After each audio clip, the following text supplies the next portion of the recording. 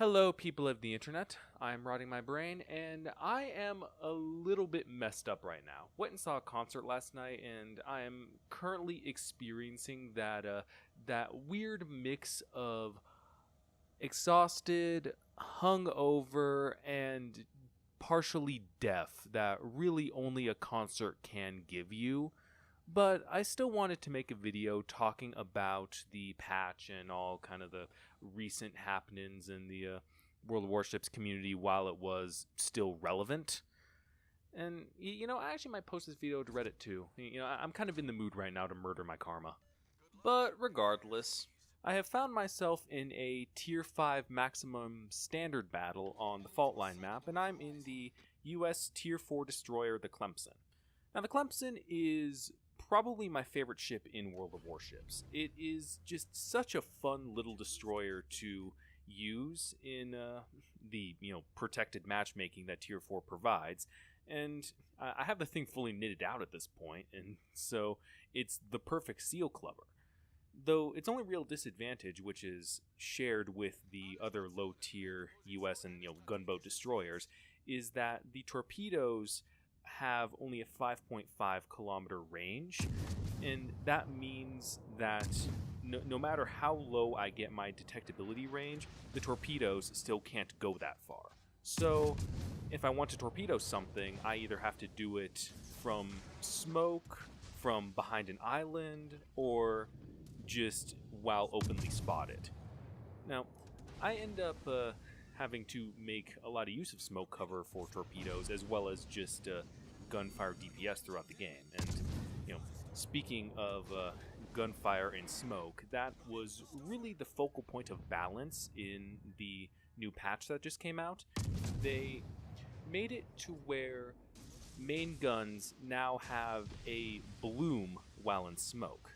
Now, the size of this bloom varies on the caliber of main guns. So, for example, on destroyers like the Clemson, the bloom is really not too big. On the Clemson itself, it's almost entirely unnecessary to think about it. It's the thing expands from 2 kilometer detection range to 2.2 kilometers.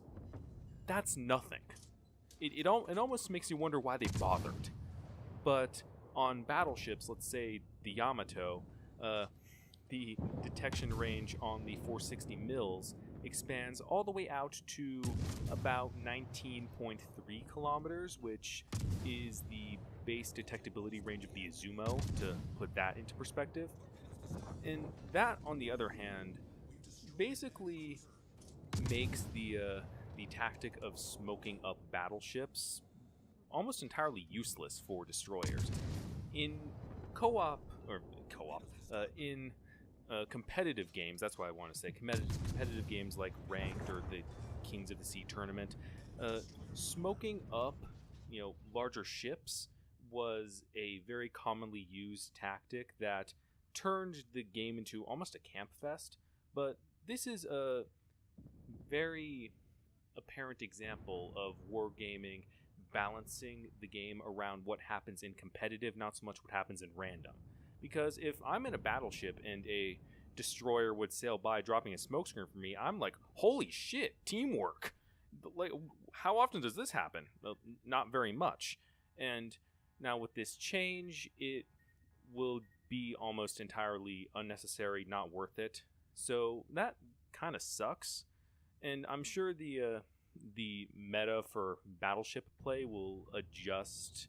It'll be interesting to see how it adjusts in the next coming weeks to the lack of being able to fire from stealth in a smokescreen. Although I assume it's for the better when it comes to game balance as a whole. The comical thing is, though, that Wargaming felt the need to remove premium smoke cruisers from the premium shop and issue statements that they would be accepting refunds for the Kutuzov, the Belfast, and the Perth as a result of this change. And they would also never sell the Kutuzov and Belfast again, though I think they said that the Perth would be reworked into something new and put on sale again sometime down the line. I'm not entirely sure. But it's kind of ridiculous that they would feel the need to go and remove cruisers from the premium shop. Like, did the Graf Zeppelin situation scare them that much about, indirectly nerfing a premium into the ground? I suppose so. Maybe that might have actually been for the better. But these premiums are still very, very strong. The smoke bloom that they experience is not really that much. On the Belfast in particular, the smoke bloom is only like 5 kilometers, which is well within the radar range of the ship anyway. And the Kutuzov, I'm not entirely sure what its bloom is, although I wouldn't imagine it'd be too far off from the Belfast, and I'd assume somewhere between 5 and 7 kilometers. The Kutuzov can shoot out to 19 kilometers. If a Kutuzov player plays the ship right, he's never getting spotted. So why they felt the need to offer refunds and much less actually take something like the Kutuzov out of the premium shop. I get why they took the Belfast out of the premium shop. In my opinion, that was actually a long time coming. They probably should have gotten rid of the Belfast immediately after they put it on sale. It should have been a one and done like the Imperator Nikolai. The thing was just too broken, but they decided to leave it in the shop for a full year. But the Kutuzov, that thing, it's strong, but I don't think it was that blatantly overpowered. And maybe offering refunds, I'm going to put on my tinfoil hat here, maybe them offering refunds for doubloons is them just trying to dupe players into selling these premium ships, making them think, oh, they're going to suck now, and try to thin out the population of these ships, and kind of try to make the in-game meta healthier or some shit like that.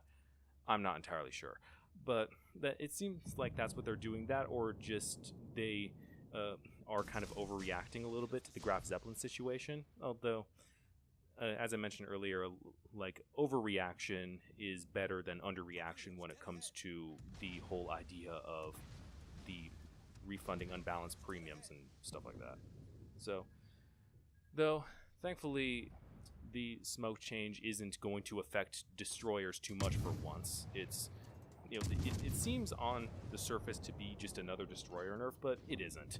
The destroyers just will not care, and at most it extends the surface detectability range of a destroyer from just 2 kilometers to 2 point something.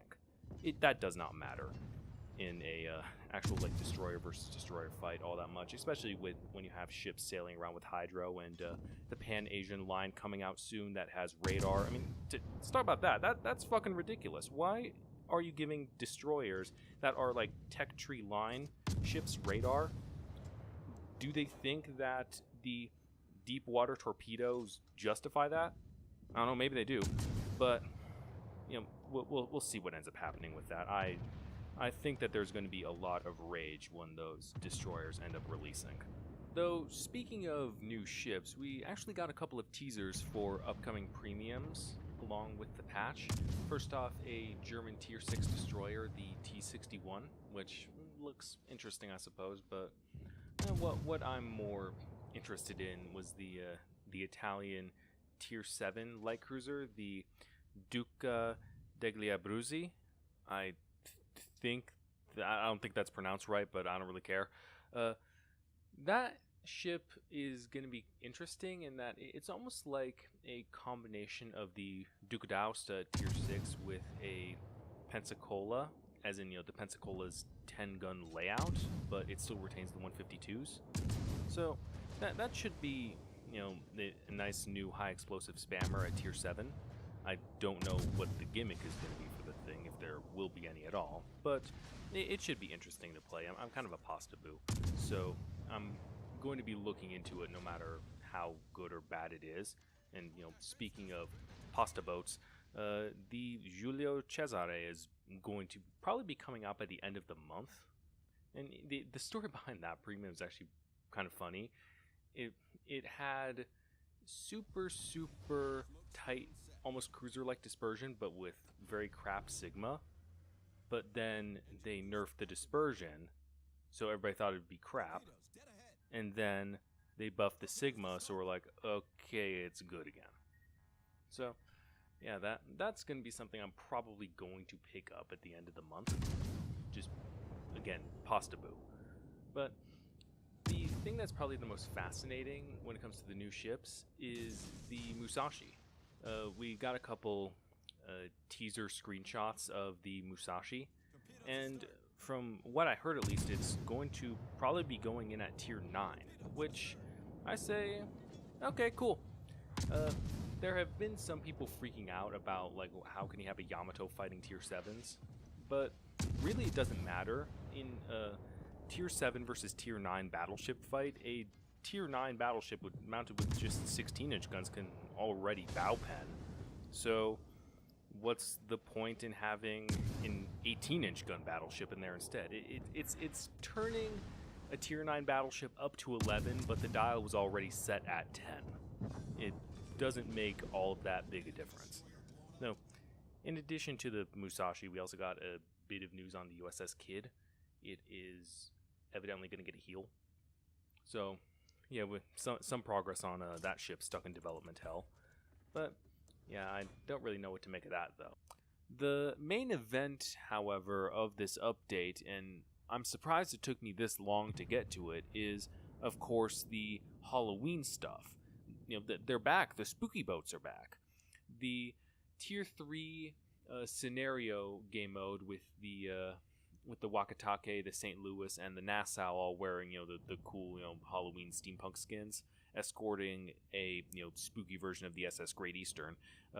That event is back for this week, and it's nice to play that again. The last time we saw that, it was last year, and it was the prototype essentially for the scenario game mode. So it's nice to have that back with all of the new bells and whistles that have been added to the game since then. The 5-star rating system with the rewards to go along with it. All the captains now have 19 points and so on. Though that event, you know, the old event is only going to be active for, I think, the next week, and then on the 25th, I believe it'll be replaced with the brand new Halloween event for this year, which instead features tier 8s, a Kagero, a Chapayev, a Tirpitz, and a Lexington. So that should end up being pretty fun, and I can't wait to try that out. So I remember seeing videos where people were just doing some pretty crazy stuff, and it looked very, very fun. So now it's just a matter of seeing if they repeat the Christmas event too. I want my Santa crates, but that's kind of a bit of a non sequitur. I'm happy that this Halloween stuff is in. It, like, all of the skins and stuff like that, it all just looks incredible. So that it's crazy that they put so much effort into just stuff that will only be in the game for like a week. Like those. Seriously, props to Wargaming for that. I'll give them that. And that's really about all I got. Got the very controversial change to the smoke mechanic, which we've yet to really see the full ramifications of. It'll take a couple weeks just to see how the gameplay will change in terms of what battleships, cruisers, and destroyers do with smoke screens now. That, and, well, one random thing I also forgot to mention, the tier 4 ships got fun visual improvements. Yay! So I now get to play a slightly prettier version of my Clemson here, which I believe I am about to foolishly start shooting, get spotted, and then just die at the hands of these battleships here. Though this is a pretty good game, I think. That V-170 that I was with, I was on 200 health. I'm very surprised that he survived as long as he did. He's actually going to slightly outlive me here. And, yeah, just, well, I'm dead. But this game is all but won at this point. It's just a matter of actually killing these last two ships. And, yep, there I go. So, yeah, that's the game. That's also going to be a win pretty soon. And, yeah, well, Reddit, bring on the downvotes. I'm ready. I'm rotting my brain, and that's the video.